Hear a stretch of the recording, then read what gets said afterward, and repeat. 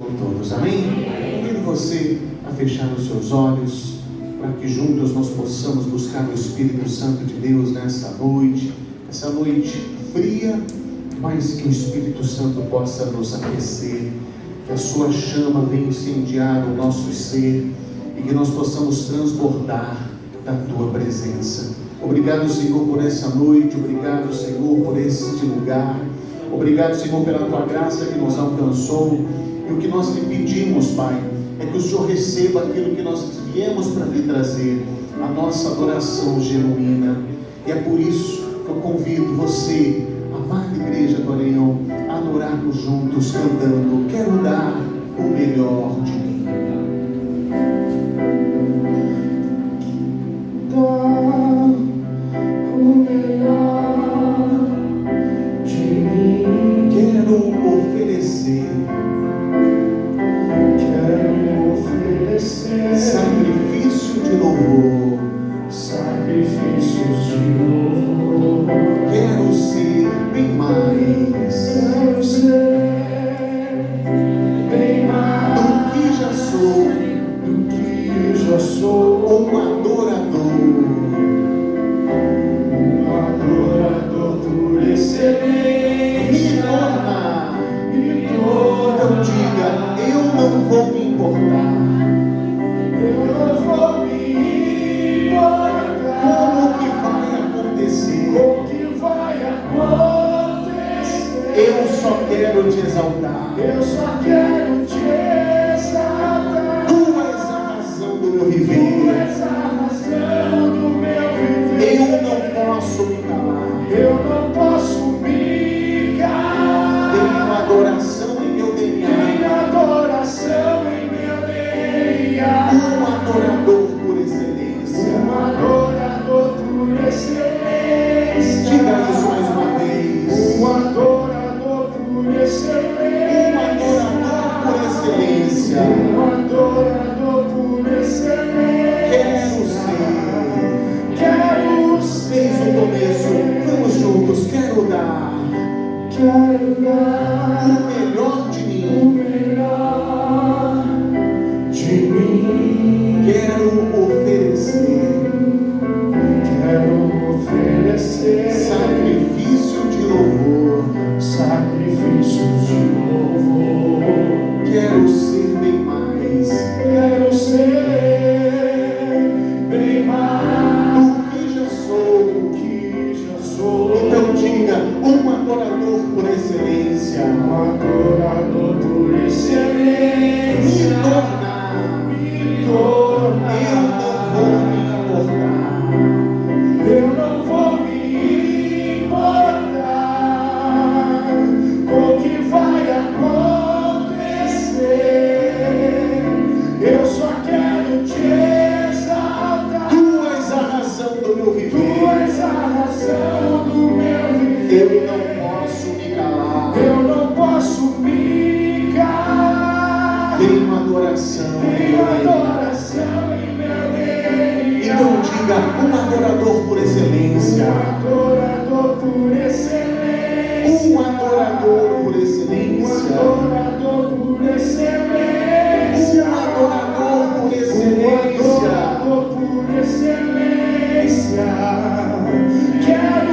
não vou me importar. Eu não vou me importar com o que vai acontecer. Eu só quero te exaltar. Tu és a razão do meu viver. Eu não posso me calar. Tenho adoração em meu DNA. Então diga que você é um adorador por excelência. Um adorador por excelência.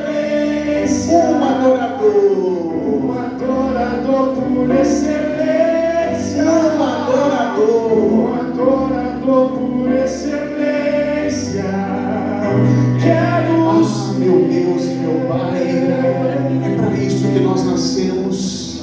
Se não for para te adorar, por que é que eu nasci? Assim diz o salmista. E assim nós nós reverberamos, meu Deus, este salmo, porque não há prazer maior do que estar em tua presença. Obrigado, Senhor, por este lugar. Obrigado pela tua graça que nos alcançou. Obrigado, Senhor, por se fazer presente. Obrigado por nós percebermos a tua presença, Pai. Ah, meu Senhor, não há outro em nossas vidas a não ser o Senhor Jesus. É por isso que nós queremos dar o melhor, e não importa o que aconteça, nós queremos exaltar, porque a nossa vida não tem razão sem a tua presença. Se você puder cantar mais uma vez esse refrão, porque todos nós somos adoradores por excelência, e a palavra de Deus, Jesus disse: meu Pai está em busca de verdadeiros adoradores, que o adoram em espírito e em verdade. E você vai cantar: eu não vou me importar. Eu não vou me importar com o que vai acontecer. Eu só quero te exaltar. Eu só quero te exaltar. Tu és a razão. Tu és a razão do meu viver. Eu não posso me calar. Eu não posso me calar. Tenho adoração. Tenho adoração em meu DNA. Então diga: um adorador. Um adorador por excelência. Um adorador. Um adorador por excelência. Um adorador. Um adorador por excelência. Quero ser. Ah, Senhor, nós estamos sedentos da tua presença. Nós queremos que o teu Espírito Santo nos toque de uma forma, meu Pai, com que todos os problemas, com que toda a tribulação que o mundo às vezes tenta nos jogar, que o teu Santo Espírito, Pai, venha trazer essa calmaria, essa paz. E é por isso que nós estamos aqui, Senhor, cheios da tua presença. E nós vamos cantar que nós estamos aqui sedentos da presença de Deus. E eu convido você a dizer: nós estamos aqui. Nós estamos aqui, tão sedentos. Diga: vem, ó Deus. Vem, ó Deus. Vem, ó Deus. Enche este lugar. Enche este lugar. Meu desejo é sentir teu poder. Teu poder. Ah, Espírito Santo de Deus, nós estamos aqui. Estamos aqui, tão sedentos de ti. Vem, ó Vem, ó Deus. Deus. Vem, ó Deus. Enche este lugar. Meu desejo é sentir Teu poder. teu poder. Teu poder. Teu poder. Então vem incendiar meu coração até o altar. Quero ouvir o som do céu. Tua glória. Tua glória. Diga mais uma vez: então vem incendiar meu coração. Meu coração É o teu altar. Quero ouvir o som do céu. Tua glória contemplar. Levante suas mãos e diga: te damos honra. Te damos honra. Te damos glória. Te damos glória. Teu é o poder. Teu é o poder. Para sempre, amém. Para sempre, amém. Te damos honra. Te damos honra. Te damos glória. Te damos glória. Teu é o poder. Teu é o poder. Para sempre, amém. Para Cante sempre, mais uma vez isso. amém. Te damos honra, Senhor. Te damos honra. Te damos glória. Te damos glória. Teu é o poder. Teu é o poder. Para sempre, amém. Para sempre. Então vem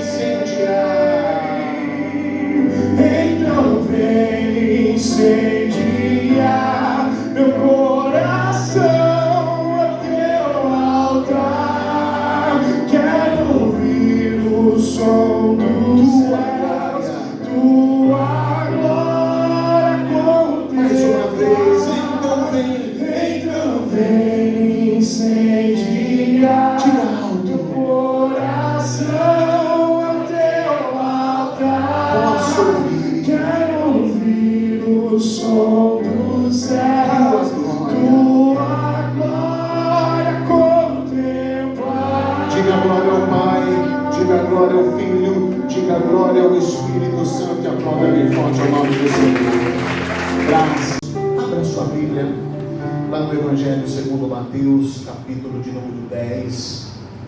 Eu vou ler nos versículos 29, 30 e 31. Nós estamos, pastora Fátima, na série Impactado pela Graça. E hoje eu vou trazer um tema que eu acredito que vai mexer com você. Porque eu acredito que muitas pessoas estão dentro das igrejas e ainda têm os seus pontos de interrogação. Eu falo que, infelizmente, quando a gente se propõe a criar uma escola bíblica, não é o perfil da nossa sociedade. As pessoas, elas não têm interesse pelo conhecimento. E essa foi uma advertência lá no passado, do povo de Israel, por meio do profeta Oséias, que diga ao meu povo que ele perece porque lhe falta o conhecimento. E se a gente trazer para a nossa realidade, a gente percebe que nós estamos vivendo num tempo de ignorância. E ignorância não é um defeito de caráter. Ignorância é apenas você falar o que você não tem conhecimento. Você querer falar, eu não arrisco a querer falar de confeitaria, falar de doce, porque não é o meu forte. Eu gosto de comer doce. Comer doce é o meu forte, tá? Mas agora fazer, aí tem que ir lá no mundo dossiê, falar com o Léo, falar com a Carol, que é a esposa do Léo, que eles entendem do assunto. Eu não vou, por exemplo, aqui falar de mecânica de moto, apesar de ter moto, de ser apaixonado por moto, mas quem conhece moto é o Carlos Antônio, que é mecânico de moto. Eu não vou ousar a falar de marcenaria, porque eu malemar sei, a única pregação é a pregação do Evangelho. Eu não consigo pregar, eu prego no parede. Mas enfim, o Felipe é um grande pregador, porque ele é marceneiro, enfim. Então cada um, mas a partir do momento que eu comecei a estudar, eu vou estudar como funciona o motor da moto, qual é o funcionamento, quais são as peças, agora eu posso conversar de igual para igual. E infelizmente a gente está vivendo num período em que as pessoas falam cada bobagem, cada absurdo, e isso reflete na igreja, quando se fala de Deus. As pessoas, eu acho que Deus é assim, meu irmão, minha irmã, como pastor que ama essa igreja, deixa eu ensinar algo para vocês. Com Deus não existe, eu acho, eu sinto. Deus é. Para você entender, você tem que conhecer a palavra, a revelação. E se você não conhece, você vai ficar nessa sua subjetividade, naquilo que você acha que é o certo, que não é, porque não existe axologia, existe teologia, mas a axologia não existe. Infelizmente, a igreja evangélica contemporânea está cheio de axólogos, mas a gente vai desmistificar aqui, Jane e Luiz, um pouco dentro da palavra. Mateus capítulo 10, versículo 29, o texto diz o seguinte: não se vendem 2 pardais por uma moedinha, contudo nenhum deles cai no chão sem o sentimento do Pai de vocês. Até os cabelos da cabeça de vocês estão todos contados. Portanto, não tenham medo, vocês valem mais do que muitos pardais. Repitam comigo: eu valho mais do que muitos pardais. O tema da mensagem de hoje é: o mundo sofre, pessoas choram, e onde está Deus? Então, como eu disse na introdução, eu confesso que a cada dia que passa, não só como estudioso, mas consequentemente como pastor, já há 15 anos, como pastor titular, eu fico muito triste com a maneira com que as pessoas enxergam Deus, a visão que as pessoas ainda têm de Deus. E isso é resultado de um modelo de catequização, ou seja, de evangelização, que está sendo oferecido nos púlpitos e as pessoas estão aceitando. Mas da mesma forma, Daniela e Fabiano, que existe o ladrão só existe por quê? Vamos ver ver se você sabe. Por que existe o ladrão? Isso, Ailton, porque tem quem compra. Porque se ninguém comprasse produto roubado, ninguém ia roubar. Porque o que ele ia fazer? Então, só existe o ladrão porque é o receptador. E só existe esse evangelho distorcido porque tem pessoas que vão atrás disso. Gente, eu não sei, o meu algoritmo de Instagram, ou é comédia, mas as comédias de quinta série, porque eu gosto de piadinha de quinta série, minha esposa disse que eu não saí da quinta série ainda, então eu preciso fazer um tratamento sobre isso, e coisas a respeito de igreja. E cada uma, tem uma página que eu sigo lá, Fala Fariseu, né? Falso Fariseu. E aí aparece cada absurdo desses, do ex que te digo, criança, e as pessoas vão atrás disso. Eu falo que quando deu uma polêmica naquele menino lá, o missionário Miguel, que virou celebridade nacional em virtude das patifarias que ele faz nas igrejas, que o chamam. Ele estava até no programa do Pânico esses dias, estava sendo entrevistado ali pelo Emílio, pelo Daniel Zuckerman, ali no programa do Pânico na Jovem Pan. E as pessoas perguntam para mim, quando aconteceu naquela época, pastor, o que o senhor acha disso? Eu falei, primeiro, não tem nada de evangelho. Revelação, quem busca revelação, a revelação não existe mais. Por quê? Porque hoje não revela, hoje você tira a foto do celular, você já você já descarrega ali em PDF, em JPG. Antigamente, quem é dessa época, que a gente tirava a fotografia, aí você tinha que levar um negativo pro fotógrafo. Quem é dessa época aqui? Você entregou essa idade já, né? Aí você ia lá pro fotógrafo, demorava ali 2, 3 dias para você pegar aquela pastinha com as fotos, e você ficava vendo, aí tinha umas que queimava, o olho saía vermelho, né? E vocês que são novos não pegaram essa época aí. Enfim, tinha até o binoclinho, que você colocava o binoclinho. Quem que é? Esse daí é mais antigo ainda, não vai mostrar a sua idade, irmão. Enfim, o binoclinho. Então, brincadeira à parte, revelação é o que está no Evangelho. Deus, o que tinha que revelar para o homem, se encerra na pessoa de Jesus. Tudo o que tinha que saber acerca das coisas de Deus, Jesus, quando disse, está consumado, ele revelou sobre o Pai. Aí, a gente começa, depois dos 4 evangelhos, Atos dos Apóstolos, até Apocalipse, é o que nós chamamos de transição da antiga aliança para a aliança da graça. E o Apocalipse, uma revelação que Jesus traz ao apóstolo João, na ilha de Patmos, falando acerca dos fins dos tempos. Mas ainda tem gente que procura. Eu falo que as pessoas que procuram esse tipo de coisa em igrejas não diferem nada de quem procura um terreiro para consultar um pai de santo, uma mãe de santo, um tarólogo. Não diferencia em nada. Então, eu começo com essa introdução para mostrar a você uma maneira de enxergar a Deus, mas da maneira como Jesus o revelou. E como Jesus revela o Pai? Um Deus de amor, um Deus de graça, um Deus de bondade, um Deus de misericórdia. E tem algumas pessoas, pastor, mas por que Deus matava no Antigo Testamento? E depois que Jesus veio, Deus se converteu e ficou bonzinho? Meu irmão, a revelação nos ensina que a ira de Deus é imposta sobre nós. Jesus, ele vem para rasgar essa dívida, a ira de Deus. Tudo termina em Jesus, o fim é Jesus. Então, aqui no texto que nós lemos, o capítulo de número 10, narra Jesus orientando os seus discípulos acerca de sua missão aqui na terra. E ele envia 2 a 2 e dá palavras de instrução, dá também palavras de advertência, mas também ele traz palavras de conforto, de segurança, de confiança e ânimo. Então, aqui no meio de suas instruções, Jesus ele fala sobre a venda de um pardal, que é um passarinho insignificante. Alguém gostaria? Quem aqui tem passarinho em casa? O Luiz, quem mais? A Daniela ou Fabiano? A Daniela que gosta.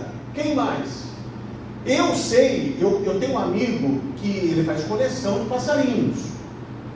E eu sei que tem passarinho canário que custa mais de 50 mil reais. Estou falando besteira? Custa até mais, né? Tem até mais de 100, né? Eu sei que depende se cantar o hino do Palmeiras, então vai mais de 1 milhão. Enfim. Agora, quem aqui gostaria de ter um pardal? Ninguém. Então, olha só, aqui no meio das suas instruções, Jesus ele fala do pardal, que é um passarinho insignificante, que no contexto era vendido por um centavo de denário, que era uma moedinha. Então Jesus estava dizendo: não tenha medo, vocês valem mais do que muitos pardais. Nós somos a imagem e semelhança de Deus. Agora eu queria que você entendesse definição e percepção de Deus. Então, esse texto, na realidade, ele serve como base para muitos intérpretes da Bíblia para falar acerca do que nós chamamos de soberania divina, principalmente olhando para os versos 30 e 31. Então, o que é soberania divina? Deus é soberano e ponto. Então todo mundo tem essa percepção. É a vontade de Deus. Eu já preguei algum tempo atrás. Como que você sabe que é a vontade de Deus? O fulano morreu, a vontade de Deus. Como que você sabe que é a vontade de Deus, meu irmão? Como que você sabe? Como que você se apropria de algo que você não tem ciência? Como que a vontade... eu fui mandado embora do trabalho. Mas foi a vontade de Deus. Quem disse que foi a vontade de Deus, meu irmão? E as pessoas se apropriam dessas realidades e começam a falar coisas que são verdades misturadas com mentiras. Então, como eu disse, o tema de hoje é: o mundo sofre, pessoas choram, mas onde está Deus? E para abordar o assunto, eu quero fazer uma reflexão sobre nós não podemos definir Deus. Nós não podemos definir Deus, mas nós podemos percebê-lo. Então, o que é definir Deus? Primeiro, Deus não se define, porque Deus ele não pode ser definido. Ele não é delimitável. Deus é indefinível, é ilimitado. Deus não está na existência, Ele está na essência. Por isso que filosoficamente, quando se diz Deus não existe, porque para existir alguma coisa precisa ser criada. Deus é. Por isso que quando Moisés pergunta: quando perguntarem o seu nome, o que eu digo? Eu sou. Ele é. Eu sou. Tu és, Ele é. Eu sou. Ele é. Ele é Deus. Então Deus não pode ser definido, mas Deus pode ser percebido. Deus, ninguém o criou. Ele estava na eternidade. Eu já trouxe mensagens aqui acerca da eternidade. Só procurar no YouTube, acredito que o nosso acervo fala sobre isso. Então Deus não pode ser definido, mas pode ser percebido. E a pergunta que eu faço: como você tem percebido Deus? Isso nos traz um ensinamento e deve nos acompanhar durante a nossa trajetória cristã. Por quê? Não para nos estimular a perceber a pessoa de Deus, mas a perceber a presença e a atuação de Deus, o movimento de Deus nas circunstâncias de nossas vidas, nos momentos mais intensos do nosso sofrimento, das nossas angústias, das nossas dúvidas, das nossas ansiedades e também dos nossos medos. Então, como você percebe Deus? Como você está percebendo Deus nesse momento em que nós estamos vivendo, no mundo caótico? Mas não apenas perceber Deus em movimento, mas também que imagem de Deus você constrói no seu coração. Como você descreveria Deus através da sua experiência? Como que você o enxerga? Isso é muito importante. Se o percebemos como um estraga-prazeres, por exemplo, como um militar, como um general, um mestre que nos ensina a revelar enigmas, ou como um arquiteto, como nós percebemos Deus? A Bíblia nos traz muitas figuras para a pessoa de Deus, como agricultor, como o edificador, aquele que constrói um templo espiritual, como o pai, ou seja, uma linguagem de afeto. Então, uma percepção de Deus que temos que ter principalmente hoje, não é da qual as pessoas ainda ousam em querer ter. Primeiro, uma percepção de Deus que não me agrada é que Ele é a causa primária de todos os males. Deus é soberano, então Deus é a causa primária de todos os males.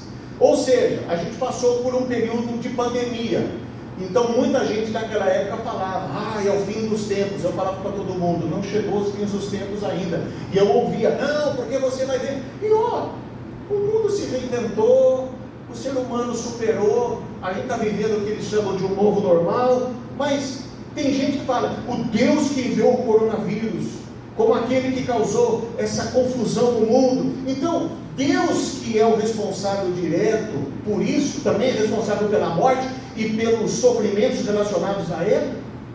Então, um Deus que se erguêssemos a Ele a nossa voz e perguntássemos, mas por que tudo isso, Deus? Então, imagine só Deus falando assim, porque eu quero. Porque eu sei o que estou fazendo, você não está entendendo, mas é o melhor que eu posso fazer, porque tenho planos e propósitos e nada do que acontece no mundo foge ao controle de minhas mãos. Então muita gente pode pensar dessa forma. E é assim que muitos irmãos e teólogos ainda interpretam no capítulo 10. Que diferença no mundo faz para você um pardal ou um fio que cai da sua cabeça? Então até isso que para você é insignificante, alguns interpretam que está no controle de Deus. Então, esta maneira como muitos interpretam a Bíblia e esse texto tem a ver sim com a soberania divina. Mas dizendo que tudo o que acontece no mundo foi porque Deus desejou, planejou, determinou e fez com que acontecesse, é muito perigoso nós pensarmos dessa forma. Porque há um teólogo que disse que Deus escolheu o dia do seu nascimento, a cor da sua pele, o tom do seu cabelo, a forma do seu corpo, escolheu a hora e o lugar exato para cumprir um propósito dele estabelecido e definido na eternidade. E diz mais, ele também escolheu a perfeita combinação genética que lhe deu a origem e o momento exato da sua concepção. Aí você pode me dizer, né? Como explicar uma criança que foi concebida através de um estupro? Deus desejou isso? Deus planejou e levou em conta o erro e o pecado humano para lhe dar origem? Olha quantas dúvidas surgem. Olha quantos pontos de interrogação começam a surgir, que faz com que a gente, e esse é o processo do Evangelho, é desconstruir para construir. Então, há outro teólogo que diz que Deus é soberano e planejou, desejou e determinou o holocausto. Quando milhares de judeus foram mortos em câmaras de gases durante o nazismo. E se sua sensibilidade moral for afetada pela maneira como ele percebe Deus, se está se sentindo mal com o que está na Bíblia, esse teólogo vai dizer, é problema seu. Então esses teólogos vão dizer ainda que Deus realiza inclusive aquilo que chamamos de mal, porque Deus é a origem do mal natural e o mal moral. Então, nossa, aí vai confundir mais. Então essa maneira de perceber Deus e ler a Bíblia é muito estranho, porque atribuir a Deus sua soberania ou interpretá-la dessa forma é muito triste. É duro de afirmar que Deus seja a causa primária do mal. E o pior é que muitos desses teólogos, eles se validam de textos bíblicos. Quer ver um exemplo? Salmo 115, versos 2 e 3. Por que perguntam as nações, onde está o Deus deles? O nosso Deus está nos céus e pode fazer tudo o que lhe agrada. Isaías 43, 13. Desde os dias mais antigos eu o sou. Não há quem possa livrar alguém de minha mão. Agindo eu, quem pode desfazer? Efésios 1:11.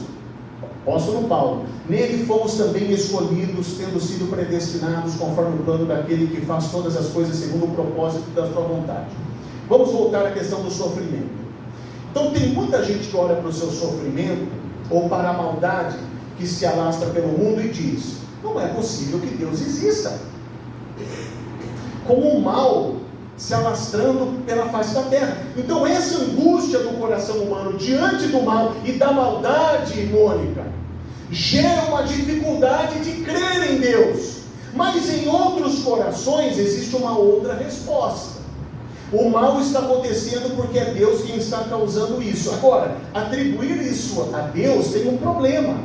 não é deixar de acreditar, é continuar acreditando nesse Deus, porque um Deus assim parece mais um monstro do que um Deus bondoso, misericordioso e com a sua infinita graça. Então, se Ele é assim, como podemos esperar nele? Como podemos confiar no seu consolo? Então não é assim que devemos perceber a Deus. Assim como uma casa se faz tijolos, um amontoado de tijolos não é uma casa. Então, da mesma forma, um amontoado de versículos bíblicos não é uma percepção bíblica. O diabo citou versículos para Jesus. Então é preciso que a gente busque um sentido no todo da revelação bíblica, a história da revelação bíblica, sabendo que Deus vai se mostrando e as pessoas percebendo quem é Deus, e Ele corrigindo percepções equivocadas, usando a boca de profetas, e até que Ele se revela de maneira completa na pessoa de quem? Repita comigo, de Jesus. Então, quantas vezes Jesus disse aos seus discípulos: meu Pai não é assim, não era isso que Ele pretendia, vocês estão interpretando de maneira correta. Quando eles o interrogam sobre um cego de nascença, quem pecou para que ele nascesse assim? Jesus então diz: o homem não nasce cego pelo erro dos seus pais, meu Pai não é glorificado amaldiçoando os cegos, e sim dando vista aos cegos. Vamos na palavra aqui, a profecia de Isaías, que é relatado pelo evangelista Lucas. Lucas capítulo 4, verso 16. Jesus está na sinagoga. Jesus Paulinho ali está na sinagoga. Olha só, Lucas capítulo 4, verso 16. Ele foi a Nazaré, onde havia sido criado, e no dia de sábado entrou na sinagoga, como era seu costume, e levantou-se para ler. Foi-lhe entregue o livro do profeta Isaías. Abriu-o e encontrou o lugar onde está escrito, versículo 18: o Espírito do Senhor está sobre mim, porque Ele me ungiu para pregar boas novas aos pobres, Ele me enviou para proclamar liberdade aos presos e recuperação da vista aos cegos, para liberar os oprimidos e proclamar o ano da graça do Senhor. Olha o versículo 20. Então ele fechou o livro, devolveu ao assistente e assentou-se. Na sinagoga, todos tinham os olhos fitos nele, e ele começou a dizer-lhes: hoje se cumpriu a escritura que vocês acabaram de ouvir. Aquele texto que foi profetizado pelo profeta Isaías é um texto que nós chamamos de texto messiânico, mas ele reverbera, ele tinha um sentido na época de Isaías, mas reverberou na história. E aqui tem algo que chama a atenção. Olha o versículo 28. Olha o versículo 28. Todos os que estavam na sinagoga ficaram furiosos quando ouviram isso. Agora, por que as pessoas ficaram furiosas com Jesus? Vocês sabem por quê? Alguém arrisca dizer por que as pessoas ficaram furiosas? Ninguém arrisca? Ele estava se colocando no lugar do profeta Isaías? Não, porque ele não leu a profecia inteira. Vamos ler a profecia inteira? Vamos ler Isaías. Isaías 61, verso 1 e 2. Jesus estava na sinagoga, ele abriu os pergaminhos, onde estavam ali os escritos do profeta Isaías, e ele começou a ler. Então, para nós na nossa Bíblia, Isaías 61, verso 1. O Espírito soberano do Senhor está sobre mim, porque o Senhor ungiu-me para levar boas notícias aos pobres, enviou-me para cuidar dos que estão com o coração quebrantado, anunciar a liberdade aos cativos e libertação das trevas aos prisioneiros, para proclamar o ano da bondade do Senhor. E ele fechou, não é? Ele fechou, não foi? Ele não fechou? Jesus ele fechou. O que diz o texto no seguinte? O que diz o texto no seguinte? O que diz o texto depois? Dia da vingança do nosso Deus. Depois, e dar a todos os que choram em Sião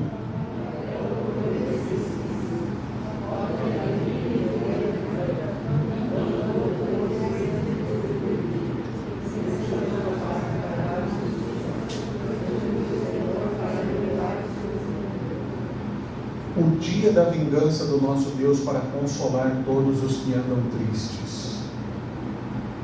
Então Jesus não estava ali para falar de vingança, mas eles queriam ouvir a profecia completa, mas sim para falar da graça do Senhor. Porque Deus faz levantar o sol e cair a chuva para justos e injustos. Então Jesus ele diz: eu não vim para condenar o mundo, eu vim para que o mundo fosse salvo. Eu sou o bom pastor, o bom pastor dá vida às suas ovelhas, e vida em abundância. Então Deus ele é percebido a partir de uma revelação que nos chega em Jesus, e não em um amontoado de versículos. Deus ele não precisa ser justificado diante do mal. Nós é que precisamos fazer a nossa correção da percepção de Deus, para que a imagem de Deus se torne limpa para nós. Nós precisamos retirar o véu que cobre os nossos olhos para vermos a glória de Deus. Há um pastor anglicano chamado John Stott. Ele morreu em 2011 com 90 anos, e ele disse o seguinte, abre aspas: a mente bíblica não é aquela que cita versículos, mas aquela que raciocina dentro dos parâmetros das Escrituras Sagradas. Fecha aspas. Então, quando age, ninguém pode impedir. Claro e simples. Jesus no Apocalipse diz que a porta que ele abre ninguém fecha, e a que ele fecha ninguém abre. Então isso é soberania de Deus, mas não significa que tudo ele planejou. Qual que é a verdadeira tradução de Mateus 10? Então, se você pesquisar, você vai encontrar as mais variadas traduções para os textos que lemos.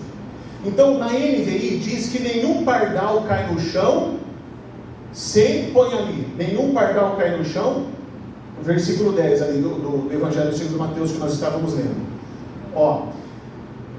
Não, é o versículo 10.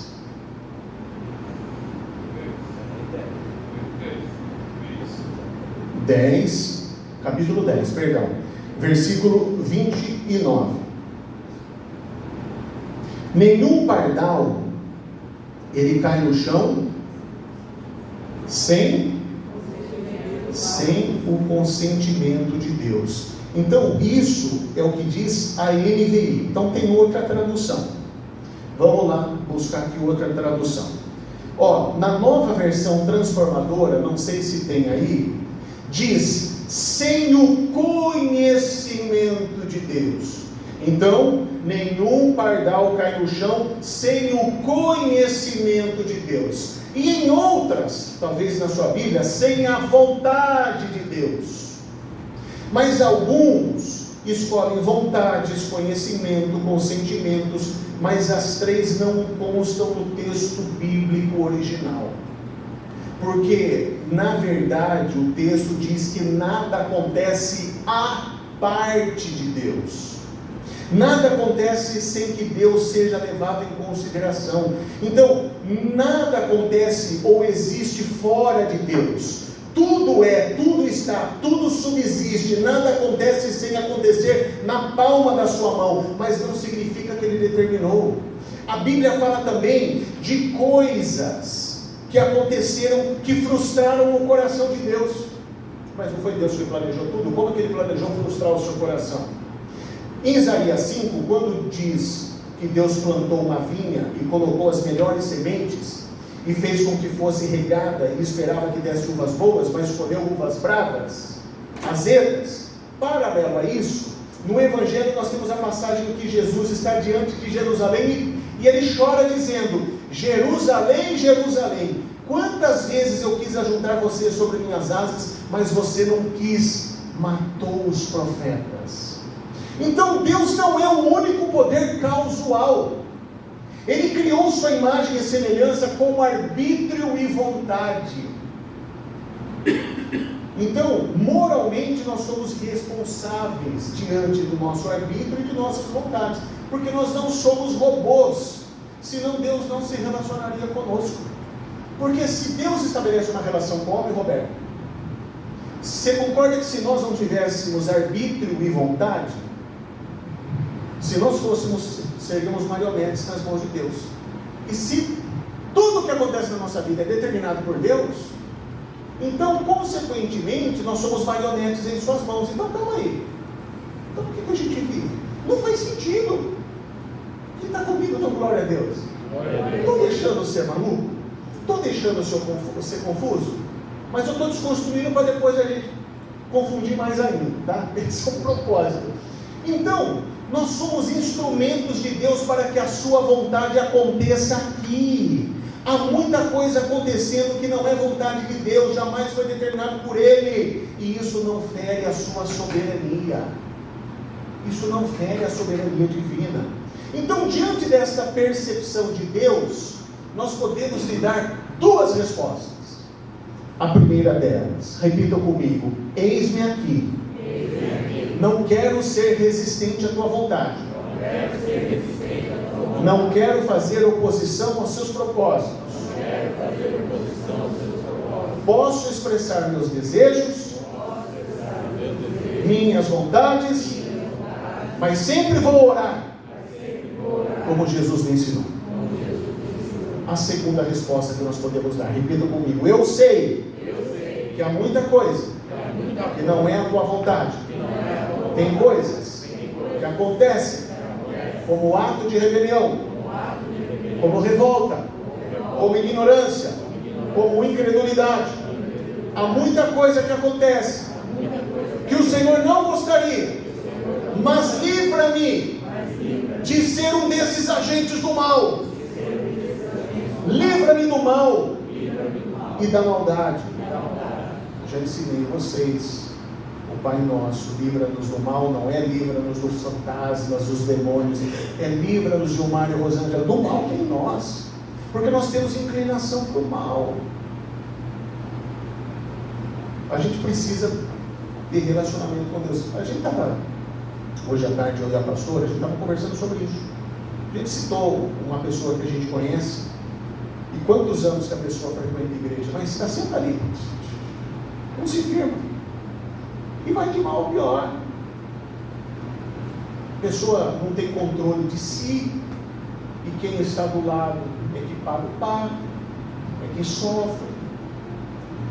E eu falei para ela: você lembra que eu também tinha essas atitudes? O que me faz diferente dela? Ela falou: Deus. Eu falei: não, mas ele também diz ter Deus. Não é o simples fato, Luiz, Jane, Ana Júlia, da gente, acertei, né? Da gente frequentar a igreja. É o que eu falo. Eu também erro, eu também sou falho, Ailton. Mas, Andréia, tem uma coisa que não pode faltar no coração de cada um de nós, e o que a graça nos faz, seu Américo, é temor a Deus. E o temor não é medo de Deus. O temor é o que eu já expliquei para vocês. Temor de Deus é ver Deus me vendo. E eu vou falar por mim. Quando eu vejo Deus me vendo e diante de algumas ações que eu tenho, eu fico envergonhado. E eu falo para ela: eu conheço várias formas. A Bíblia, existem vários teólogos que sistematizaram a salvação. Então, existem muitas vertentes de salvação, tudo com Jesus, mas tem uns que dizem que alguns somente foram eleitos, predestinados a serem salvos, outros não. Enfim, há várias vertentes. Eu tenho uma que eu mais me assemelho, a qual eu gostaria que fosse, mas ninguém voltou para contar. A única certeza que eu tenho é que Jesus é o caminho, Jesus é a verdade, Jesus é a vida. Ninguém vai ao Pai senão por Ele. Se eu ando com Jesus, e não é frequentar a igreja, é ser discípulo de Jesus, não é ser discípulo do pastor Tony. Respeito, é muito bom como você respeita o seu pai, como você respeita a sua mãe, como você respeita os seus filhos, sua esposa, seu marido. Eu tenho um título, mas isso não me faz mais ou menos do que ninguém. Não é discípulo do pastor Tony, é discípulo de Cristo, de Jesus. Aleluia. As pessoas hoje idolatram o homem. Não pode ser assim. Então, é o temor a Deus. O Senhor está em meio a tudo isso. Então a gente tem que falar: dai-me olhos para ver onde o Senhor está, como o Senhor está. E eu encerro citando um trecho de uma entrevista de Billy Graham. Quem não conhece? Quem não conheceu Billy Graham? Alguém nunca ouviu falar? Nunca ouviu falar de Billy Graham? Billy Graham foi um dos maiores pregadores do Evangelho, batista, norte-americano. Morreu tem pouco tempo, morreu com quase 100 anos de idade. Se você procurar no YouTube, sermões de Billy Graham, foi o maior evangelista do mundo. E lá nos Estados Unidos, as pessoas viam ele com muito respeito. Havia entrevistas nas maiores emissoras dos Estados Unidos. E no atentado de 11 de setembro, quando as duas torres gêmeas caíram, uma jornalista perguntou para ele: aonde estava Deus no 11 de setembro? Alguém já ouviu essa resposta dele? Sabe o que ele respondeu? Deus estava nos bombeiros, nos médicos, nas enfermeiras, nos socorristas e nas pessoas que ajudavam aqueles que necessitavam. Então, a gente precisa parar com esse negócio de viver religião, discutir religião. Por isso que fala que religião não se discute. Porque como que você vai criar, você vai formar discípulos de Cristo discutindo com os outros? Pelo amor de Deus, eu não gosto de discussão. Eu gosto de discussão. Então, como que você vai discutir? Aí eu vou mostrar que eu estou certo, eu não estou errado. Quando a graça te impacta, quando a graça te alcança, ela faz você ter uma outra visão de Deus. Eu encerro, tenho 5 minutos, eu vou encerrar. Eu já contei, mas eu vou contar de novo, porque talvez tem gente nova que nunca ouviu essa história. Quem já ouviu, ouve de novo. Vamos lá, rapidinho, Roberto e Geis. Imagine que um homem, ele compra um sítio, uma chácara, e tem um filho pequeno, Luiz. E ele mostra para o seu filho: vem aqui, a chácara que o papai comprou, é nossa. Vem aqui, vou mostrar o pomar aqui, Aí ele mostra o pomar: tá vendo essa fruta aqui, essa aqui é maçã, aqui é laranja, essa aqui é mexerica. E foi mostrando. E lá no fundo tinha uma árvore com umas frutinhas vermelhas. E ele falou: papai, e aquelas frutinhas vermelhas? Ele falou: filho, aqui você pode comer de tudo, mas lá você não pode comer, porque aquela fruta é venenosa, se você comer você vai morrer. E o menino, Fabiano, cresceu aí, Ruth, Terezinha, cresceu comendo de tudo, mas ele não chegava perto. Por quê? Seu pai havia lhe dado, Rosana, uma direção. Mas ele estava na adolescência, você sabe como que é. Levou os amiguinhos ali para a chácara, aí jogaram bola. Falei: viu, vamos lá comer fruta no pomar do meu pai, vamos lá. Aí começaram a descascar laranja, mexerica, manga. Aí um menino, amiguinho dele, falou assim: viu, aquela frutinha é uma delícia. Ele foi lá para pegar e falou: não. O menino falou: não, aquela frutinha é venenosa. Eu falei: quem falou para você? Meu pai. Imagina, tem um monte de criança que já comeu, um monte de gente que come e não dá nada. Isso daí é coisa de gente velha. Verdade é. Aí o menino pegou e comeu. Aí eu não fiz nada. Eles comeram da fruta. Daqui a um tempo, aquele menino começou a ter as reações do veneno que aquela fruta dava. Aí ele começou a ficar com a pele vermelha, ele começou a suar frio, ele começou a ficar sem ar, e ele foi até o quarto do pai dele: pai! Na hora que o pai dele olhou, sabendo: você comeu da frutinha vermelha? Ele: comi. Para, eu faço uma pergunta: quem é pai aqui? Então, o Luiz tem 2 meninas, né? Não tem menino. Tem um menino. Imagine que o seu filho, nessa situação, come de uma fruta que você falou que não podia, e chega pedindo socorro. O que você faz para ele? Socorre. Chama o SAMU, chama o resgate, põe no carro, sai correndo. Por quê? Porque ele ama o filho. E por que Deus, você tem essa imagem de que se fosse você chegando dessa forma para Deus ia falar assim: você comeu da fruta, vem aqui. Isso aí não é Deus, isso aí é diabo. Se você não conhecer esse Deus de graça, meu irmão, minha irmã, você vai viver ainda num cubículo religioso. achando que você tem que pagar penitência, ajoelhar no milho, subir a escada de joelho, para quebrar mandinga. Meu irmão, quando se conhecer esse Deus da graça, soberano, bendito, poderoso, El Shaddai, Elohim, meu Deus, tantos nomes, mas que se revelou na pessoa de Jesus o Cristo. Quando você entender isso, tudo muda. Tudo muda. Até a forma de você ver as pessoas. Respeitando até a religiosidade dos outros. Por quê? No fundo você não vai querer falar para ela, você está errado. No fundo você sente pena, porque ela está presa numa religiosidade que não liberta. É como se pessoas estivessem dentro da cadeia, Roberto, as portas abertas, e o carcereiro: o que vocês estão fazendo aqui ainda? Cantou a liberdade, vamos embora. O que vocês estão fazendo aí? Que vocês estão presos aí? Vocês são livres. As pessoas continuam aí, por opção delas. Igreja, quando a graça te impactar, quando você descobrir esse Deus maravilhoso, na realidade, você vai ficar com vergonha. Graças a Deus, Deus me libertou do vício do cigarro há muitos anos. Mas eu lembro que quando eu comecei a fumar, eu tinha vergonha de fumar na frente dos meus pais. Eu nunca fumei na frente dos meus pais, tinha vergonha. Por que isso tem a ver com isso? Porque tem coisas que a gente faz, que a gente sabe que não é da vontade de Deus, mas a gente percebe Deus e a gente fica envergonhado. Isso é temor de Deus. Quando isso estiver acontecendo dentro de você, meu irmão, é uma reviravolta que não tem mais volta. É algo que está acontecendo. É o Espírito Santo te tocando. É o Espírito Santo fazendo você crescer cada vez mais, para que você frutifique e que as pessoas possam reconhecer: hoje houve salvação nessa casa, para a honra e glória do Senhor Jesus.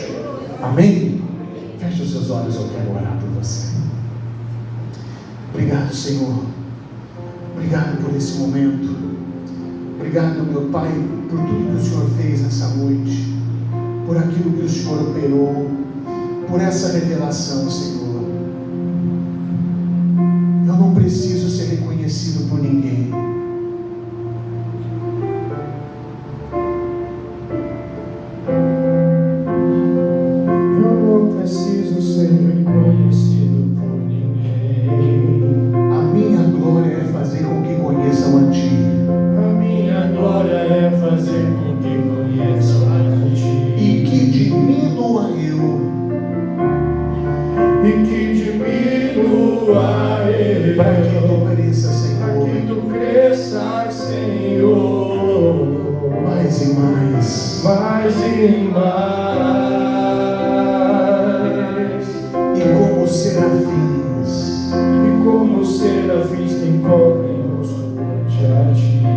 Escondo o rosto para que vejam tua face em mim.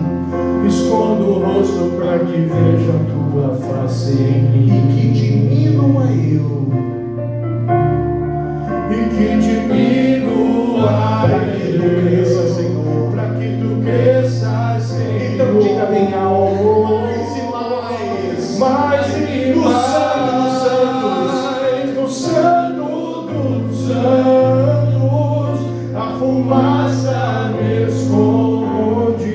Só teus olhos me veem. Debaixo de tuas asas é o meu abrigo, meu lugar secreto. Só tua graça me basta. Só tua graça me basta. E tua presença, meu prazer. O dia que você descobrir que só a graça de Deus e a tua presença é o que nos dá prazer, meu irmão, você descobriu o maior tesouro da sua vida. Tesouro que as traças não corroem, que a ferrugem não destrói, porque a gente vai ajuntando tesouros ali, no reino dos céus. Amém, igreja? Então que a gente saia com essa percepção de Deus. Cuidado quando você fala: foi da vontade de Deus. Se você vai no velório, pessoa morreu. Bom, eu aprendi. Eu faço muitos ofícios fúnebres. Eu sempre falo os sentimentos. Que Deus conforte o seu coração. Somente Deus para confortar o seu coração. Não fale isso. Fui na vontade de Deus. Descansou, né? Meu irmão, você sabe que você descansou? Se a pessoa não foi salva, foi morrer no inferno, que descanso que você vai ter? Quem é cristão tem essa percepção. Então, mas tomar cuidado com o que a gente fala. Falei para a pastora hoje, a gente precisa tomar cuidado. E a gente não sabe, mas o temor de Deus faz até a gente ter medo do inferno. E é por isso que a gente corre para Jesus. Amém?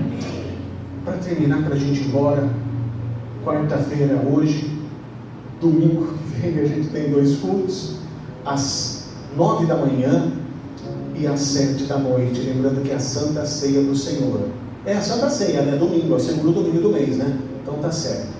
E no dia 18, papais e mamães tragam seus filhos, netos, sobrinhos, às 2 da tarde para ter o Adora Kids, que é um evento para que as crianças adorem a Deus de uma maneira lúdica, pedagógica, que elas vão se familiarizando com o Evangelho e que lá na frente você possa, papai, colher bons frutos diante daquilo que você está semeando na vida dos seus filhos. Amém? Só da graça